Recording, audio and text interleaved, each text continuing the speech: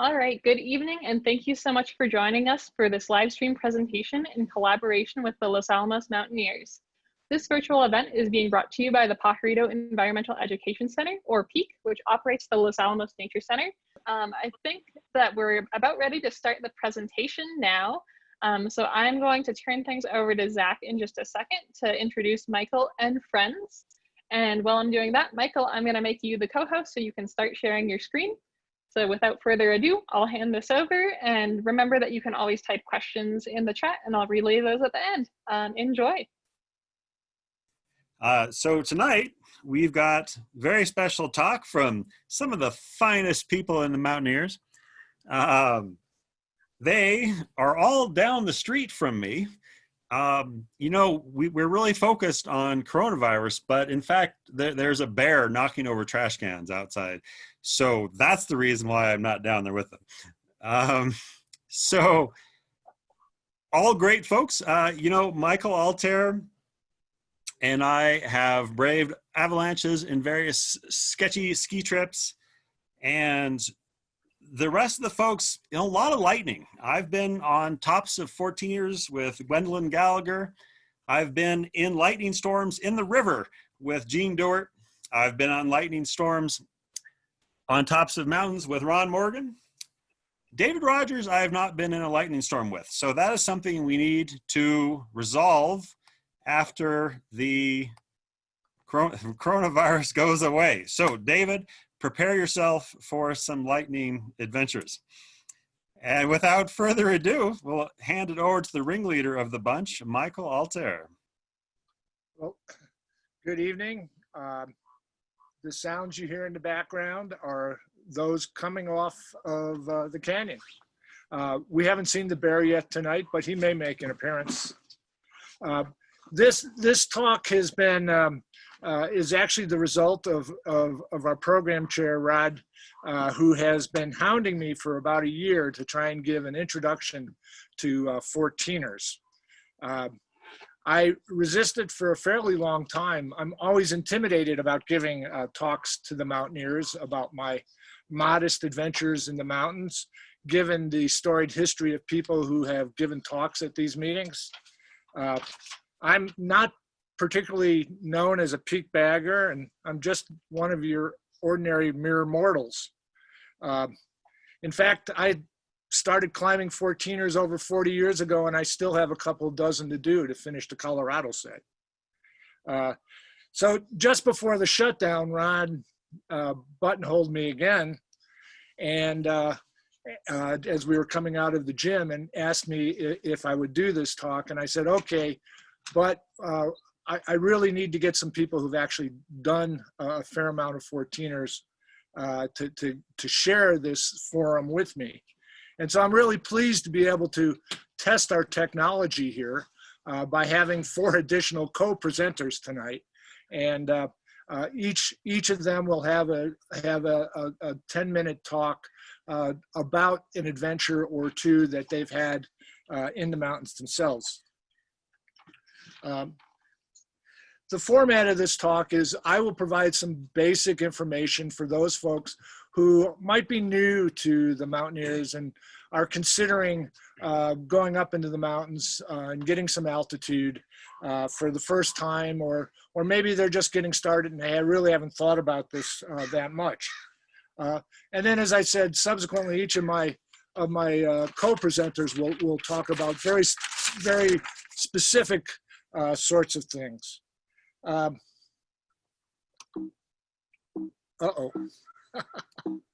This is fun. Okay, so I haven't Michael, if you click on the screen, I think you should be able to advance. There you go. All right. Sure. So this group of folks are all long-standing adventure buddies of mine. I've been out in the woods, and Zach, I can assure you that David Rogers and I shared an interesting lightning moment up high on the wall of the Brazos Cliffs one time. So David is not without his lightning adventures as well. Ron and I have actually summited a couple 14ers together, particularly Whitney and Rainier. We were on the same day, although from different routes and didn't actually cross paths. Gwendolyn and myself have been on a few 14ers, including that Rainier day. Gene and I, we find ourselves in the backcountry skiing a lot together. Collectively, this team has over 200 ascents above 14,000 feet, not just in the US, but scattered around the globe. Just by point of reference, there are at least 75 named points of prominence in the lower 48 states above 14,000 feet, 58 identified in Colorado, depending on how you keep score, at least 14 in California, and at least 2 in Washington State, although they're both part of the same caldera. The first documented ascent of a 14er was Pikes Peak, nearly 200, a little over 200 years ago by a month. 14,000 feet is where things start to get interesting from an altitude perspective. According to Whymper of Matterhorn fame, the evidence is overwhelming that from 14,000 feet and above, the level of the sea and upwards, serious inconveniences have occurred. That if you've ever been up to that altitude is attested, especially if you come from sea level. So Mallory was asked many, many years ago, why do you climb mountains? And I think he was probably annoyed when he gave the answer because they're there. But I think defining your objectives and what you're trying to do is a useful thing to think about when you start out to do some of these things. You really want to set realistic goals. You know, I like to say the only rule in climbing is that there are no rules, but lots of people create their own rules just so that they have ways to define themselves against other people who do the same sorts of things. You get to decide the games you play or not. For example, some of you may recall a talk we had from a young man named Sean O'Rourke, who's under the belief set that any high point in the lower 48 can be achieved in a single day. And that's car to car. On the other hand, if you prefer, I have no objection if you want to drive your car to the top of Mount Evans and lug along, you know, a nice dinner table and feel like if you want to eat oysters and drink Prosecco at 14,000 feet, more power to you. That's really up to you. Personally, I like to wander around the alpine meadows and enjoy the wildflowers. If you want to see wildflowers in alpine meadows, you do have to sort of wander around a little bit and get down on your hands and knees because most of them are fairly small. I think most of these pictures were taken with macro lens, but there are a lot of pretty flowers, and it's really a beautiful place to be. It's also nice to be able to camp along and go up into the mountains and set a campsite. Shown here is a campsite I put on Mount Elbert a few decades ago as part of an approach to go up there. We found a perennial spring and spent about 3 or 4 days there. And if your goal is to run to the top of mountains and back down, you really don't get to enjoy that part of the experience. But again, whatever floats your boat is fine. If you're starting out, it's really important, I think, to think about starting modestly. Take the time to learn what you need to know, understand the consequences of your actions. So just getting to altitude can sort of test your system. If you've never been above 12 or 13, 14,000 feet, it's a little different there. And it can seem a little out of the ordinary as you're trying to suck in air and breathe. There are modest 14ers shown here. One that I find actually saw toddlers going up Mount Sherman, maybe 3-4-year-old kids wandering their way up. Another modest route up, a little bit more interesting, the Angel Chavano route. Can't expect every first-time 14er person to ski from the summit as my friend Alex Adams did, but it was a pleasant day out there to introduce him to the concept and watch him ski. He's a much better skier than I'll ever be or ever was, because I ain't getting any better. I ain't getting any younger either. and then again, thinking about the consequences, you know, a fun walk up the Cross Couloir on the Mount of the Holy Cross is an enjoyable day out. But if you slip on that snowfield, it ends at about 150-foot cliff at the base of the snowfield, dropping you into the Bowl of Tears. Imagine that you would probably cry if you found yourself there. But as you begin to gain experience, you get to increase your level of commitment. And while you might find climbing at 5'9" down in White Rock relatively straightforward and easy and not particularly challenging, trying to climb 5'9" at 14,000 foot definitely gets your attention. Shown here are a couple of entertaining routes that one can pursue as a way to get up to 14,000 foot peak. The East Buttress and also the classic climb there, the East Face, as well as the fish hook arête there on Mount Russell, looking down on Mount Russell from Mount Whitney, 500 foot below there. Another challenge one might find is moving from snowfields to glaciers that one sees on a peak like Mount Rainier. The differences in climbing these mountains is distinct, and it's important that you prepare yourself adequately to approach these things rather than just sort of jump out there on your own. And one thing that's always useful to know is you know, you're never going to be the first to the top of any of these peaks. There's no rewards for doing that.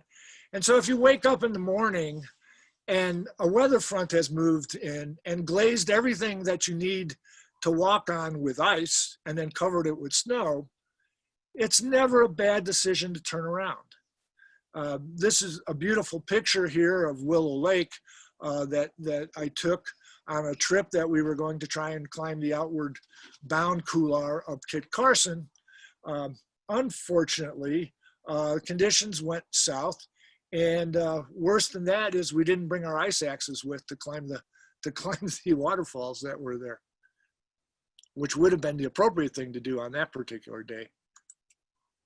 So as you prepare for these kinds of activities, it's important to think about what are you going to do? What do you need to know? There are a variety of resources available. 14ers.com is a great resource. Los Alamos Mountaineers have folks that have been to just about any place that you could imagine going by just about any route. So reach out to our comrades and colleagues. Mountainproject.com has a useful collection of route descriptions for the more technical routes. The American Alpine Club is a great resource. I'd encourage everybody who goes for gets interested in climbing in Colorado to consider contributing to the Colorado Search and Rescue Institute. If you don't know the website for the National Weather Service, you better have it ready before you head out into the woods. And finally, an organization that has come into being long since I started climbing 14ers, the Colorado 14 Initiative has done a great job of building and maintaining the trails to keep these areas as in good a shape as is possible. So one of the other things I'd like you to think about as you're out in the woods and out and about is think about avoiding the tragedy of the commons, and let's be good stewards of the land. We've seen just tremendous increase in the volume of activity in our wild spaces. If you go to places like Mount Whitney or the Grand Tetons, you now have to carry a wag bag with you. it's really not a bad idea to take one with wherever you go. So that concept of carry in and carry it out, you know, it applies to just about everything you can think of.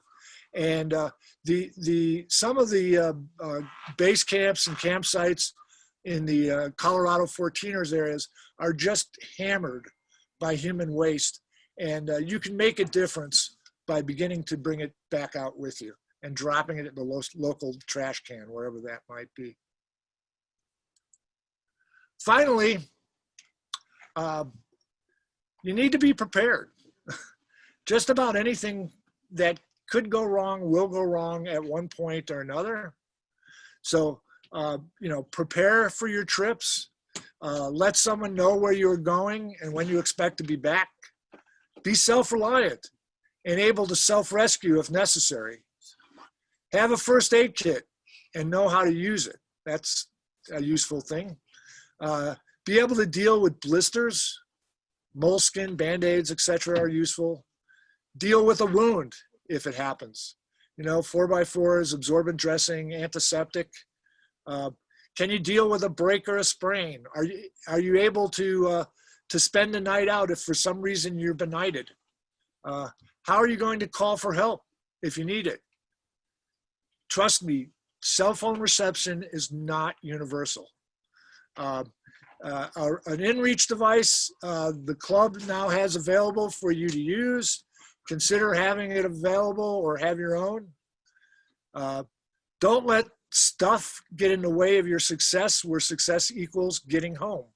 One quick anecdote I'll share with you here is I had a colleague that was climbing with me up the Kehoe route of Long's Peak. He was a bit slower than I was, and he was carrying about, well, this is an exaggeration, but it seemed like 100 pounds of camera gear. And he thought it would be a good idea to take that camera gear and bury it in the boulder field under a cairn. And we went up through the Kehoe and got to the summit and came back. As we came back through the Kehoe, a raging snowstorm on Labor Day weekend had decided to blast. And he also was dressed, I would say, inappropriately in a pair of denim cut-off shorts and a cotton t-shirt.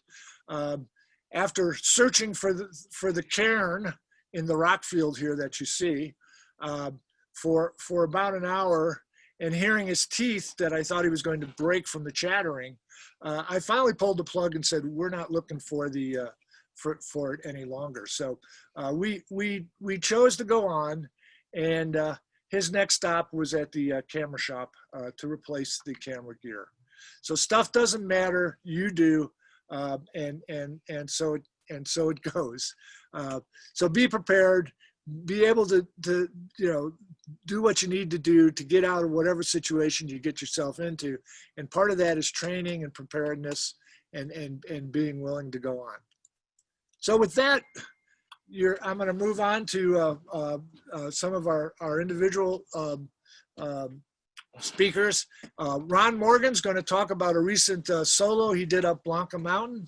And I just want to say that Ron's a great guy. I've enjoyed getting out into the woods with him. He's still one of the few people I can call on to go out ice climbing with. You know, he's gotten out. He's been to Peru a number of times. He's actually climbed a number of interesting peaks, putting the trips together himself. And I give him a lot of credit for that, having been to Peru and dealt with those folks on my own. And now, Ron, go for it. Hi, folks. The picture you have in front of you is the Blanca Massif. And I sort of have a love affair with the Blanca Massif. Part of that love affair is the traverse that you won't be able to pick out from this picture, but the traverse came with it a bivvy. Now, a bivvy is sort of defined as being an unplanned overnight. And, whoops. Yeah, there you go. Yes, this picture is the one that I was referring to, not the one of me. So both the traverse from Little Bear to Blanca and a bivvy at the end of the day. Again, bivvy being unplanned, but not necessarily unprepared. If you're in the mountains, if you're not prepared for it, you're already in trouble. So be prepared for it. So this picture is a topo of the Blanca Massif. On the north is up on the photo. From Blanca Peak, you go northwest to Allingwood Point. You go southwest to Little Bear, southeast to Hamilton, and directly east is Mount Lindsay.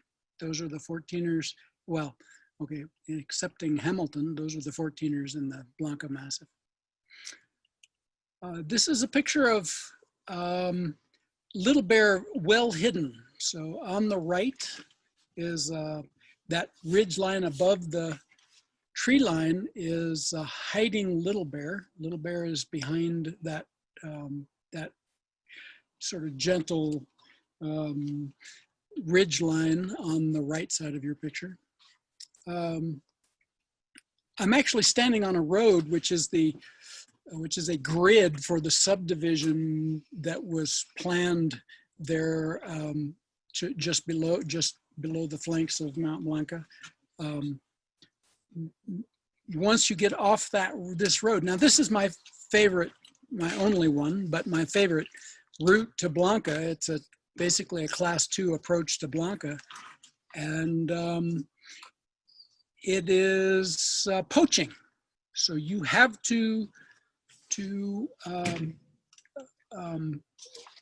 trespass on Blanca Land and Cattle Company property in order to make this traverse, just so that you understand that. You can approach Little Bear or approach Blanca without trespassing, but in this particular route, you have to trespass to get to Little Bear. So the land in front of you is Blanca Land and Cattle Company property. This is a monument for the Blanca Road. It is, as you can see, it's been adopted by Creeper Jeepers Gang, the 4-wheel drive club out of Durango. If you're going to climb Blanca, you probably would go up this road. And if you go up this road, you'll have plenty of opportunity to view big Jeeps with big tires that are custom built in order to get up there. I've been up this road a couple of times in my own Tacoma pickup. By the time I get to about 9,200 feet, I'm tired of tearing up my truck and I park it. This is a miserable, bloody road, which is the reason that Creeper Jeepers has adopted it, because they like driving on miserable, bloody roads. This is about the 11,600 foot point. On the skyline to the left is a Little Bear. The bowling alley is one of those prominent gullies on your right skyline. The skyline below Little Bear on the right is the one that I first climbed, and that you would go up if you followed my trespassing route to get up to Little Bear. And this is a little bit of a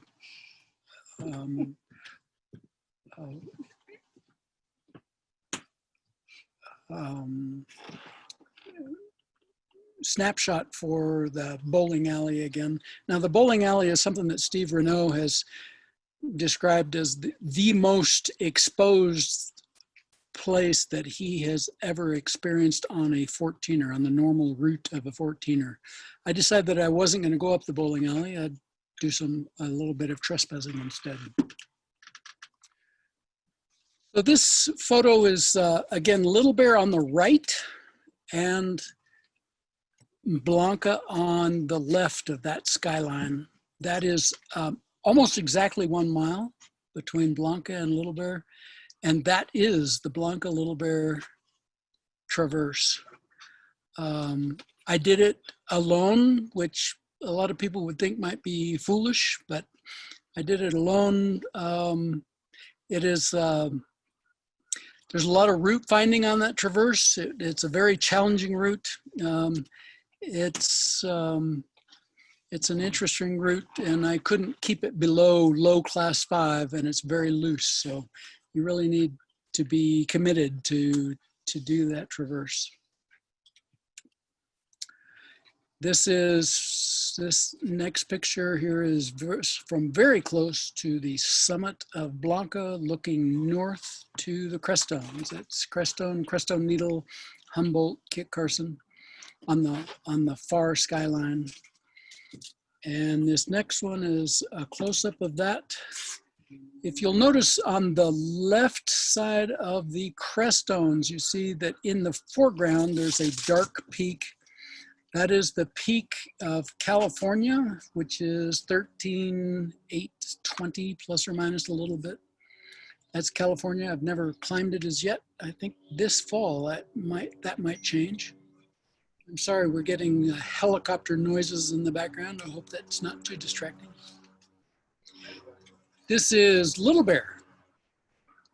It's also the traverse from Little Bear to where I'm standing on the summit of Mount Blanca. As you can see, the traverse is not trivial. And again, that is almost exactly a mile from the high point on Little Bear to the high point on Blanca is almost exactly a mile. You can see Lake Como on the right. I wanted to mention that everything left of the traverse flows down into the Blanca Creek drainage. So that's where I did, Hamilton is left of that, little left of that, and I'll show you a picture in just a moment. But the reason that I did a bivvy is because of Hamilton. I was going up this traverse, and I kept going, and I kept looking to my right and seeing Hamilton and saying, wouldn't it be lovely to touch Hamilton before I descended? Had I not done that, I wouldn't have done my bivvy. I wanted to emphasize that a bivvy doesn't necessarily mean in extremis. A bivvy just means you're too damn stubborn to turn back when you should, or turn back when you shouldn't, or something along those lines. So a bivvy isn't necessarily in extremis, although a lot of people who do bivvy in extremis. This is a little bit of a close-up of the traverse with Lake Como in the background there in that valley. And this is Hamilton, the reason I did a bivvy. That distance from the camera to Hamilton is about 1.5 miles. So it's about another third longer than the traverse itself from the Blanca Little Bear Traverse. It is not as rough as the traverse, but it is a hell of a lot rougher than it looks. So it is not easy to get to Hamilton. If you'll notice far down and right from Hamilton, you see a tree line coming up out of the Blanca Creek drainage. And that tree line is where I did my bivvy. It was a really uncomfortable night. There wasn't anything particularly dangerous about it, or anything dangerous period about it.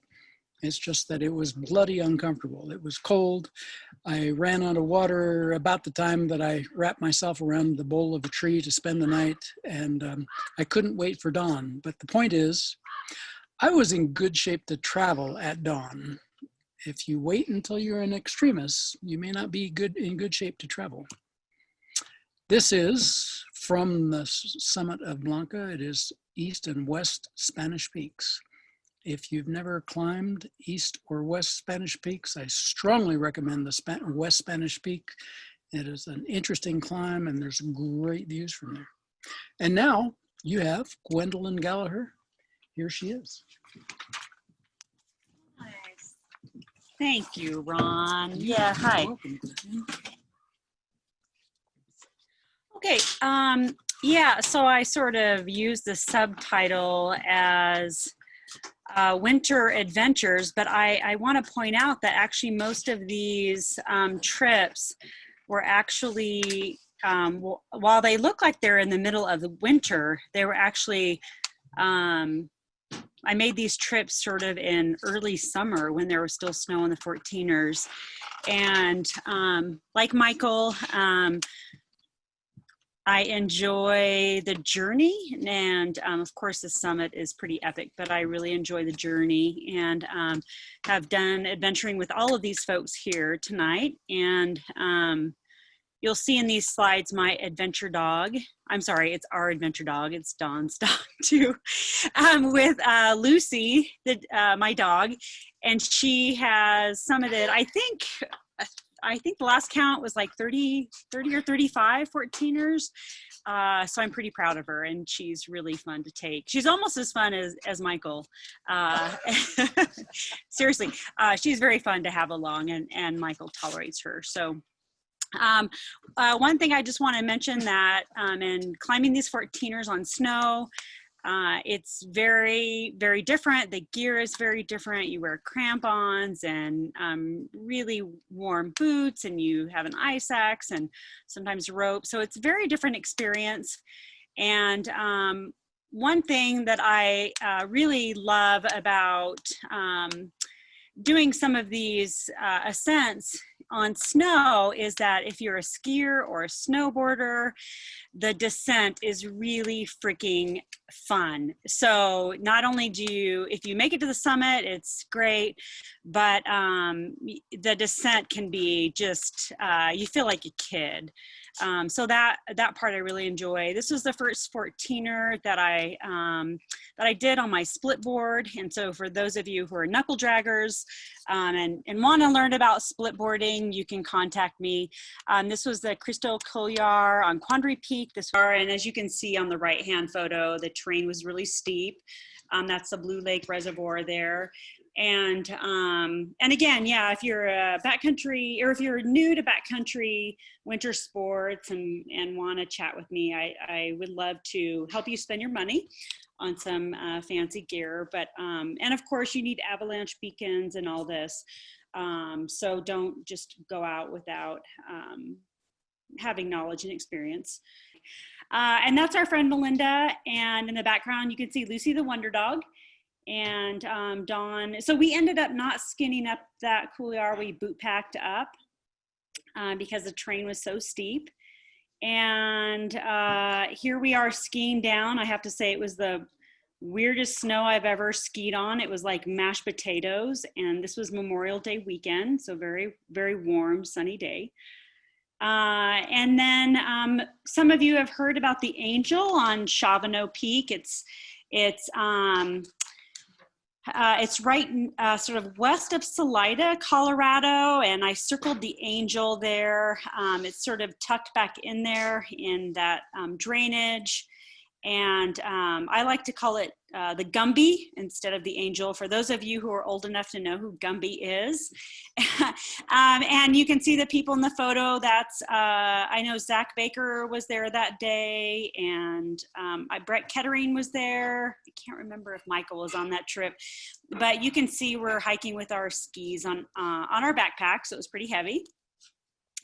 And we were actually, we went up, I think it was like the left wing of the Angel, like, and you can see Lucy again, the Wonder Dog. She likes to bark when everybody is skiing down. She gets very excited. And here we are skiing down beautiful spring corn snow. And again, it's just so rewarding after the climb just to, you know, just to sort of get your yahoos and descend in about 10 minutes. It's really fun.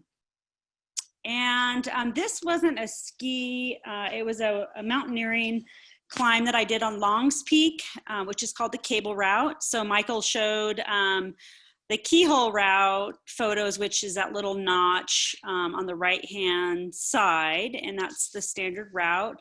And So this was actually, again, this was Memorial Day weekend, and the beautiful moon set, I guess, in the lower left-hand corner indicates that it was an alpine start. I think we started about midnight. And the red line indicates our route there. And there are some fixed pieces of protection along the way that you could clip into. But it was just an absolutely marvelous day. On the left-hand side, that's my belayer. And on the right-hand picture, that's me sort of not looking down, but you can see I'm protected, I'm on the rope. So it was just absolutely marvelous day, beautiful conditions. And sorry, I should have mentioned Long's Peak is in Rocky Mountain National Park. And again, this was a Memorial Day weekend a few years ago. And you can see on the left, you can see the route.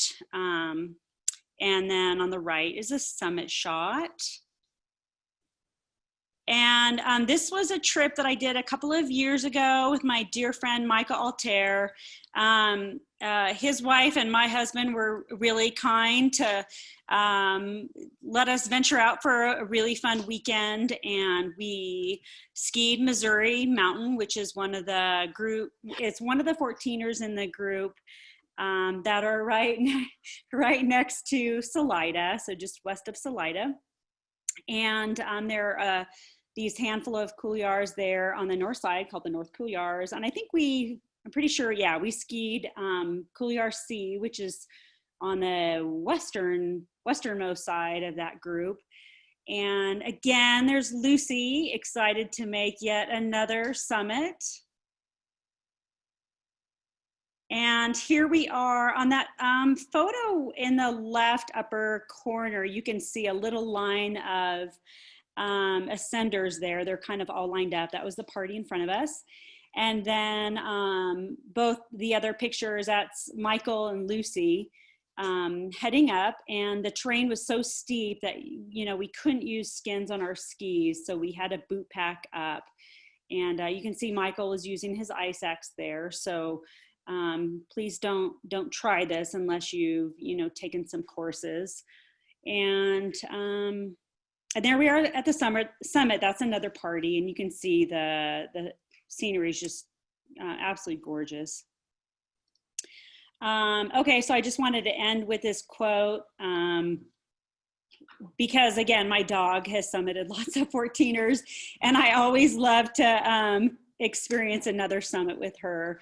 And with that, I'll introduce David Rogers, and just a little tidbit about David. He's extremely experienced mountaineer, and the nice little story I have about David Rogers is that I'm a Los Alamos Mountaineers graduate of the climbing school in 2002, and it was a very fun experience, and David Rogers led my graduation climb at El Rito. So that's when I first met David. So I'll let him take over. Thanks. Well, hi there. I'm going to talk about a peak that isn't a 14er, and that's Dallas Peak. It's near Telluride. If you look at that map, it's just off the map to the lower right corner. And it's one of the 4 peaks that I've done that require technical climbing. And I've been twice because it was so much fun. The first time, Barry Smith wanted to finish his highest 100 peaks. And the second time I went with Steve Brock, and we also climbed a nearby peak, T0, which you see on the map. And notice how steep it is on the north side of Dallas there. There's about 1,200 feet of relief, and that's behind you when you're making it all the way up to the peak. Here's a little picture I made from Google Earth showing the scenery. There's T0, the peak I did on the second trip, and then the summit. Notice that summit spire of Dallas, and kind of keep that in mind. At the bottom, you can see the camp, and it's about a 2,000-foot backpack up to that camp, which is really pretty. So on the left, Lucy Perrietti and Barry Smith are checking out Dallas Peak. And then on the right, Steve Brock and I are feeling really happy to be up on T0. was a pretty nasty climb. And here's a picture from T0 showing Mount Sneffels, which might be a familiar landmark for some people. And if you look along that nasty ridge, which probably only Ron would like to climb, there's a little pimple there, and that's the Dallas Peak summit. So here are a couple pictures showing the way up to Dallas. The arrow on the right shows the destination. And then on that little right-hand picture, there's a ramp with a yellow strip on it, and that's where we want to be. And then on the left, there's the yellow stripe is repeated, and you notice some ledges. Those are some of the obstacles we have to surmount, both going up and down. And here's another Google Earth picture looking west, and you can see the summit spire and the camp and get a sense of the upper part of the route. So this is what Jerry Roach calls the complicated and dramatic Upper East Face. I really came to hate Jerry Roach's books. I thought the most complicated thing about the route was his directions, which are needlessly detailed. I read one climber's notes. He said he couldn't find the summit, and he threw Jerry Roach's book down the mountain, and he climbed up some rocks and found that he was by the summit register. And by the way, I read 3 guidebook descriptions about this, and I couldn't reconcile them with each other. And I also couldn't reconcile them with my own recollections. And I was pretty worried about this trip the first time I went, because one person I knew, Steve Mergler, also known as Steve Janis, told me he got lost up here and spent the night hanging. So now, whoops, I guess we skipped a slide. So we're looking at the summit there, and notice those 3 large lumps. It's really hard to tell from down below where the summit is. The route goes through that hole where the white arrow is. You go into the hole, climb out the back, and then up.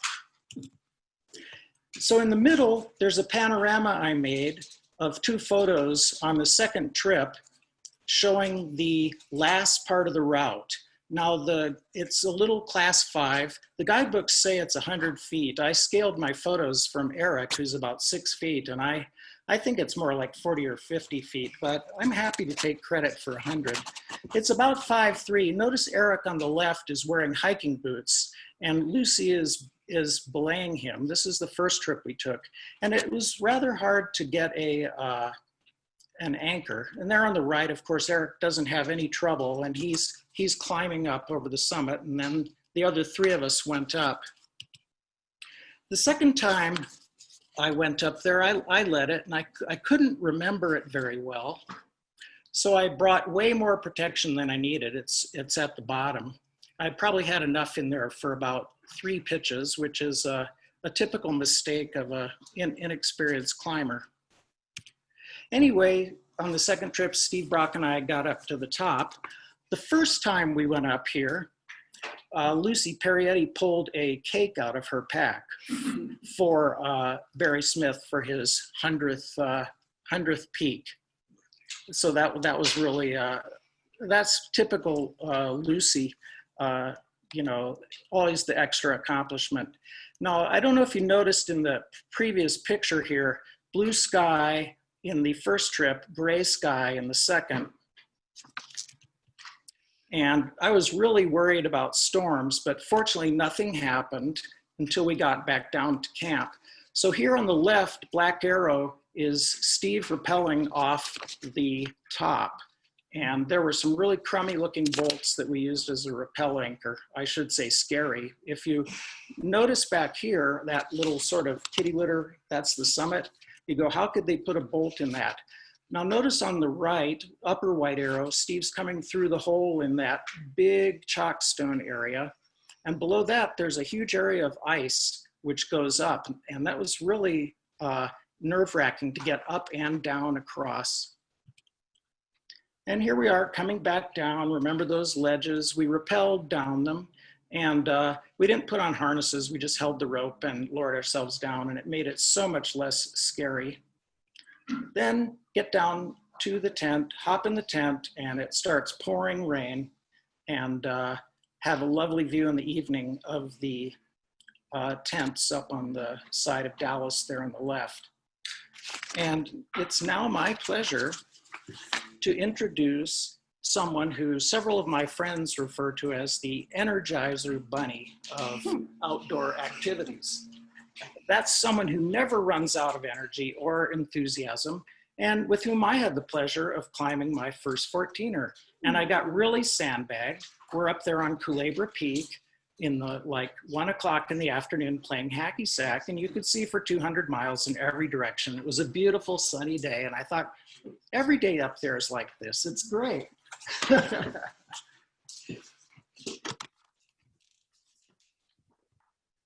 Hi, this is Jean Dewart. Thank you, David. When I think about climbing and hiking the 14ers, I think about making the best friends of my life and having the opportunity to see the world. This is the view of Long's Peak from Fort Collins, Colorado. It turns out I started accidentally hiking up 14ers when I was in graduate school at Colorado State. And you can see Long's Peak from Colorado State. So thank you to Ken Moss for taking me on my first hike and introducing me to this fun activity. I left Colorado State, I moved away, and then I came to Los Alamos. And that's where the real endeavors began. And in the first couple of months in the early 1980s, I met Billy Nichols on the left and Colleen and Bart Ollinger on the right. And they would become my fast friends and companions in hiking and climbing 14ers. It turns out a lot of the 14ers are really hikes. They require stamina and fitness, but not too much technical rock climbing ability. And here's Colleen Ollinger on the right in front of Humboldt Peak. And we had this great time camping at the South Colony Lakes. My youngest companions in hiking up the 14ers were Seth and Miles Ollinger. They were 9 and 12 years old when we hiked up Handy's Peak. My favorite climbs, and I think you can kind of see a theme from this group here, were the snow climbs that you can do in Colorado during the springtime. And Billy Nichols introduced Colleen Ollinger and I to snow climbing on Snowmass Peak that you can see on the left here. And these were my first times doing a sitting and a standing glissade. And now you've seen this photo twice. This is Missouri Mountain, the couloirs, and we climbed Missouri, as did Gwendolyn and Michael on the snow couloirs in the spring. We climbed Missouri, Crestone Peak, South Maroon, Bierstadt, Chavano, and Quandary on snow. And one element to the success of all these was a weekend snow climbing class that the Mountaineers offered some years ago. So it turns out that 14ers lend themselves to being summited in other ways. And Colleen Ollinger and I participated in the Pikes Peak ascent twice. And of course, she beat me both times. She's a much faster runner. It's a 14-mile hike, run/hike, going up 7,000 feet. And I'm proud to share that my ascent time was slower than our local hero, Lynn Bjorklund, who for 37 years held the Pikes Peak round trip record. That is 28 miles, 7,000 feet up and down. And it was only 2 years ago that her record was beaten by 15 seconds. So of course, not every 14er is completely successful. I had the idea that it would be great to ski one of the 14ers. And you can notice from this photo that these very sophisticated external frame Kelty packs and very long skinny skis. And Billy Nichols agreed that we could try Mount Antero together. So we backpacked into a camp at 11,000 feet. And the next day we got up and we walked to the summit in our ski boots. And we got to the top, and it was clearly too steep for both of our abilities or our gear. And so we walked back down. It turns out weather is another factor in the success of a climb. And I've always had this kind of nightmare that my obituary would read, meteorologist killed by lightning. And and that would be just too embarrassing. So for Mount Massive, it took us 3 times to get to the summit due to summer thunderstorms. And then we had the perfect idea of backpacking into Chicago Basin in the fall when the colors, the aspens were turning yellow. And we had this beautiful hike that you can see on the left up Vallecitos Creek and camped. But then Mother Nature had other ideas. And in the morning, we woke up to 4 inches of snow along the creek and 2 feet of snow on Columbine Pass.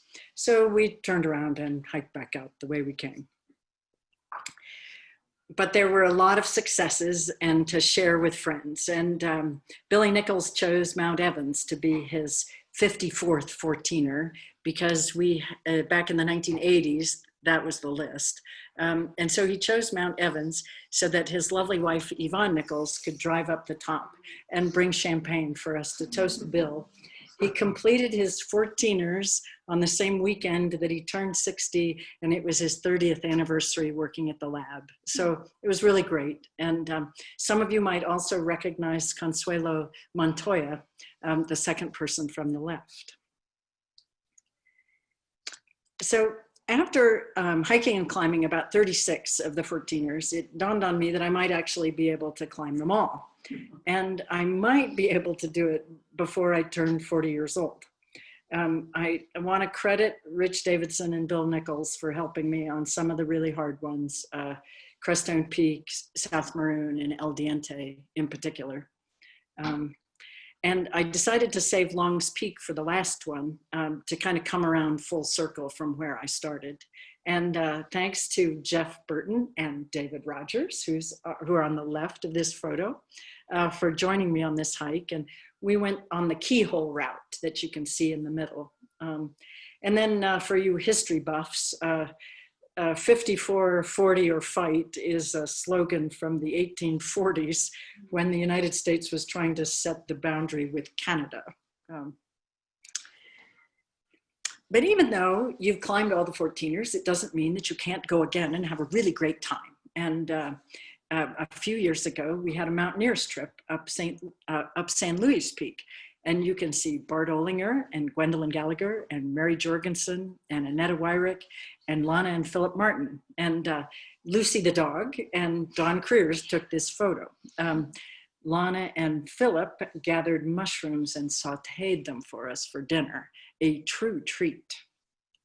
And then I was lucky enough to be invited on Don Creer's birthday, and we snowshoed up Mount Bierstadt with Kirsten Boudreau and Gwendolyn and Dawn, and then the dogs, Lucy and Switch. I don't think the dogs were as excited about wearing the party hats and drinking champagne as the rest of us were. That was a great day. So I just want to thank you for everyone who I got to climb a 14er with. This is a word cloud where the names show up in the number of peaks that I climbed with, and a wonderful, wonderful close group of people. Thank you so much. And we went on and did more. We've been to Switzerland and Nepal and Canada and Mexico and Patagonia and Washington and California to climb. So the Colorado 14ers gave me the best friends of my life, some of the best experiences of my life, and I've gotten to go see the world. And with that, our presentation is complete, and we're ready for questions. Wonderful. Thank you so much, Jean, David, Ron, Gwendolyn, Michael. I think that's everyone. Yes. Okay. Awesome. So if you haven't already, go ahead and type your questions in the chat. We do have a few right now. One that came in, I think, was for Gwendolyn. So someone asked, how did you get your dog ready to climb 14ers? And are there any special considerations that you keep in mind for her? She was born that way. She's just like me. Once she gets outside, she's so excited. What was the other part of the question? Are there any special considerations? For the ski or for her? For the dog. For the dog. Oh, no, you know, I don't know. She is a Navajo res dog. And, oh, yeah, I guess sometimes, yeah, Jean mentioned they make some stuff called Musher Secret for dogs so that it's kind of like a oil-based salve that you can put on your dog's paws so that the snow and ice doesn't build up in the fur between their pads. And that is really effective. And of course, she has her own pack and she has a little snow jacket. You know, so attire and gear is essential for even the dog. Great. And then I think this question came in for Ron.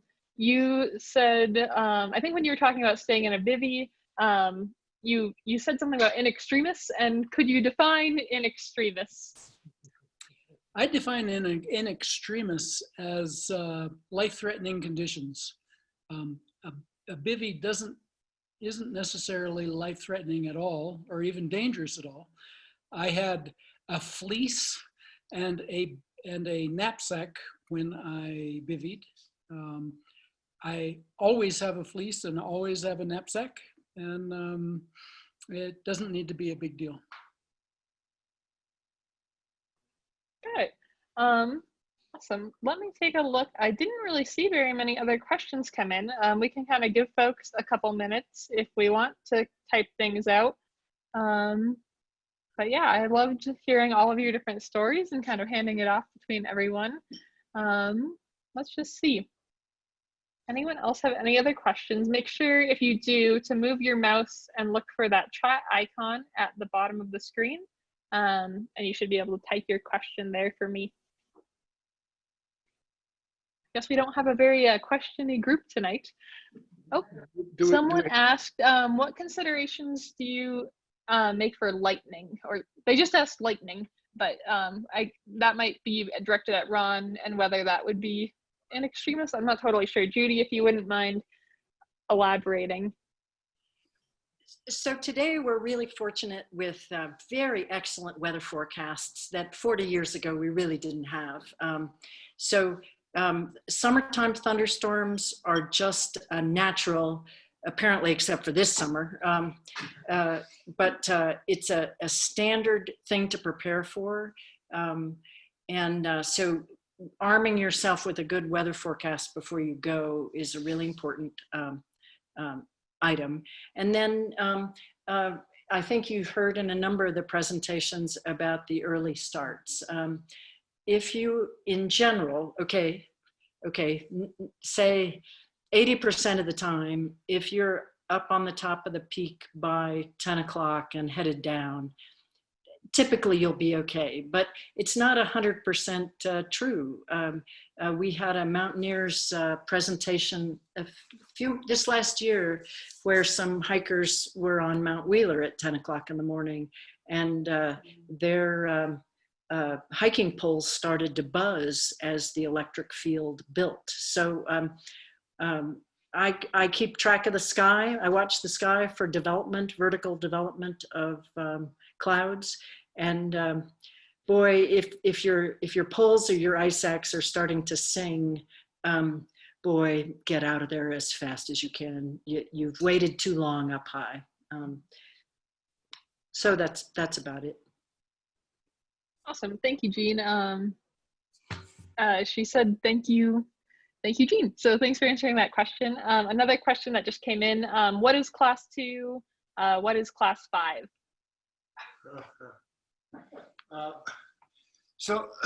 So any standard intro to climbing text will define the various class descriptions. Again, you know, as it goes, class 2 would be something a little more rough than walking on a sidewalk. There might be rocks, there might be you know, steps you have to take. You might, you know, it would not typically, class 2 would not typically involve using your hands for anything. Class 5 is where you start to get to the point where you have to use some technical aid, not necessarily aids, but, you know, you might want to be roped. You might want to, you know, if you have very inexperienced people, you might want to share a rope for them to provide some confidence. The class 5 is where things move from beyond what you typically think about being able to do without any protection.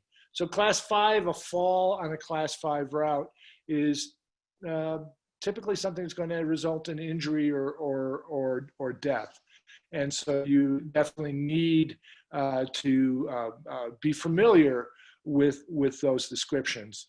And you can find that the Mountaineers used to use a textbook for their beginning climbing class called Freedom of the Hills. There's a very good description of what those different classifications are. Hope that helped. Awesome. Yeah, I definitely think so. Let's see. Any recommendations on where to learn and practice technical skills for winter climbs, ice axe use, fall suspension, etc.? Thanks for the great presentation. Yeah, so there was a time when we had regular snow here in Los Alamos, and the Mountaineers used to engage in an opportunity to go out with folks to do that. That's not quite the nature of things anymore. Various members of the club will offer trips.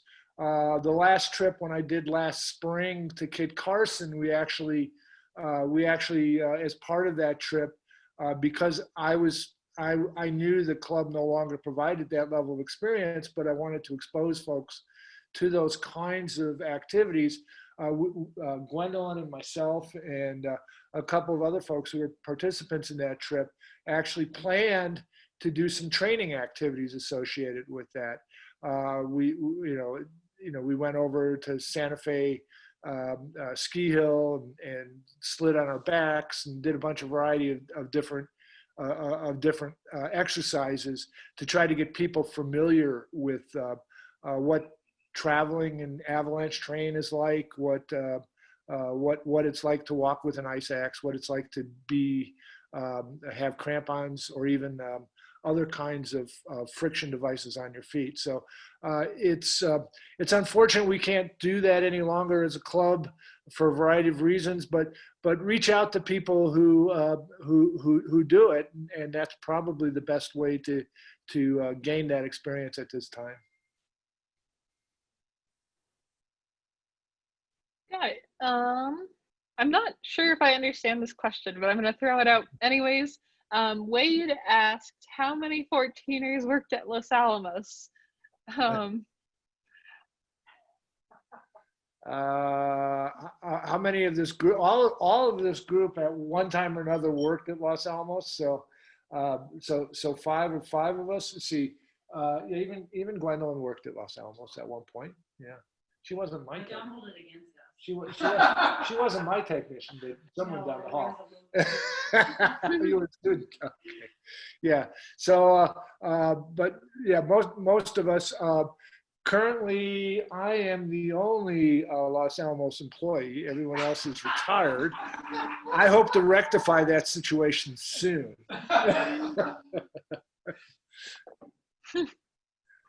Got it. Well, it looks like those are all of the questions that came in. If someone has a last minute one they want to throw in the chat, go ahead. But otherwise, I'll just say, Michael and everyone else, thank you so much for sharing your adventures with us.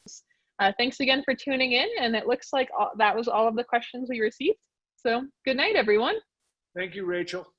Of course. Thank you so much. Have a good night. Good night. Stay well, everyone. All right.